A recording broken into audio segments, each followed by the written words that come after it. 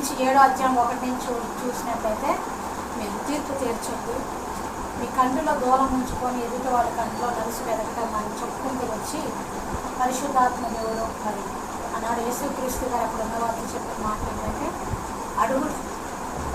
ఈరోజు దేవుణ్ణి అడగాలని తెలియపరుస్తున్నారు. ఏమడుగుతున్నాం మనము మందిరాలకు వెళ్ళి అంటే, యా నా బిడ్డలకు మంచి ఆశీర్వాదకరమైన జీవితం ఉండాలి, ఉద్యోగం ఉండాలి, మాకు అన్నీ ఉండాలి అని అడుగుతున్నాం. భూలోకంలో మనం పుట్టిన మొదలుకొని చనిపోయే వరకు అడుగుతానే ఉంటాం. అవసరాలు కొంతమంది స్థిరత్వం గల ఆశీర్వాదంలో ఉంటారు, కొంతమంది స్థిరత్వం లేని ఆశీర్వాదంలో ఉంటారు, కొంతమంది ఏ ఆశీర్వాదం పొందుకోలేని స్థితిలో ఉంటారు. అయితే నువ్వు స్థిరత్వం కలిగిన ఆశీర్వాదంలో ఉన్నా, లేకపోతే పొందుకోలేని ఆశీర్వాదంలో ఉన్నా, శాపకరమైన ఆశీర్వాదంలో ఉన్నా, ఏదో ఒక రోజు మనిషి ఏంటి చనిపోతాడు.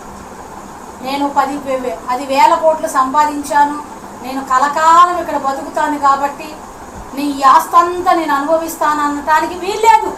ఎందుకంటే పుట్టినవాడు గిట్టక మానుడు, మన్నయింది తిరిగి మన్నైపోయింది, తిరిగి దేవుని ఆత్మ దయచేసిన దగ్గరికి వెళ్ళిపోతుంది. ఎందుకు ఈ మాట చెప్పానంటే, మందిరానికి వెళ్ళినప్పుడు దేవుడు భూలోకమైన ఆశీర్వాదాలే అడగమన్నాడంటే ఎంత మాత్రమో కాదు. ఎందుకంటే మానవుడు ఎప్పుడైనా చనిపోతాడు. మొదట ఏమి ఎతకమన్నాడు? నా నీతిని, నా రాజ్యముని ఎతకమన్నాడు. ఈరోజు మనం ఎలా బతికినా సరే, ఏ రీతిగా బతికినా సరే, గొప్పగా బతికినా, గొప్పతనం లేకుండా బతికినా ఒకరోజు చనిపోతాం. ఈరోజు మనము అయ్యా నీ చిత్తం నెరవేర్చబడాలి, మీ రాజ్యము నాకు రావాలి, మాకు కావాల్సింది మాకు ప్రార్థన నేర్పించాడు కదా. ఏం అడగాలనేది మనకి మత్తయి సువార్త 6:6లో నేర్పించాడు దేవుడు.